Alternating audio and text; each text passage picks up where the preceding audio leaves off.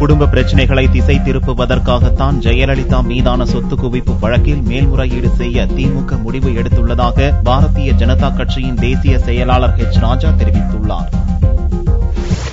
Puducherry union பிரதேசம் காரைக்காலில் பாரதிய ஜனதா தொழிற்சங்க துவக்க விழாவிற்கு வருகை தந்த தேசிய செயலாளர் ராஜா செய்தியாளர்களை சந்தித்தார். மோடி தலைமையிலான ஓராண்டு ஆட்சியில் பல்வேறு மக்கள் நலத் திட்டங்கள் செயல்படுத்தப்பட்டுள்ளது என கூறிய அவர், மத்திய அரசின் நிலம் கையகப்படுத்தும் சட்டம் குறித்து காங்கிரஸ், கம்யூனிஸ்ட் கட்சிகள் தவறான கருத்துக்களை மக்களிடம் பரப்பி வருவதாக தெரிவித்தார். ஜெயலலிதா மீதான சொத்து குவிப்பு வழக்கில் திமுக மேல்முறையீடு செய்வதாக முடிவு செய்துள்ளது குறித்து கேட்டபோது, குடும்ப பிரச்சினை சிக்கலாக உள்ள நிலையில் திசை திருப்புவதற்காகத்தான் இதுபோன்று பேசி வருவதாக ராஜா கூறினார்.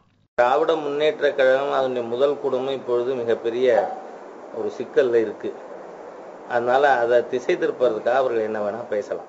பாரதிய ஜனதாவை பொறுத்தவரை கட்சியையும் கூட்டணியையும் ஒரே நேரத்தில் வலுப்படுத்த நினைப்பதாகவும், கூட்டணி குறித்து தேர்தல் நேரத்தில்தான் முடிவு செய்ய முடியும் என்றும் ராஜா தெரிவித்தார்.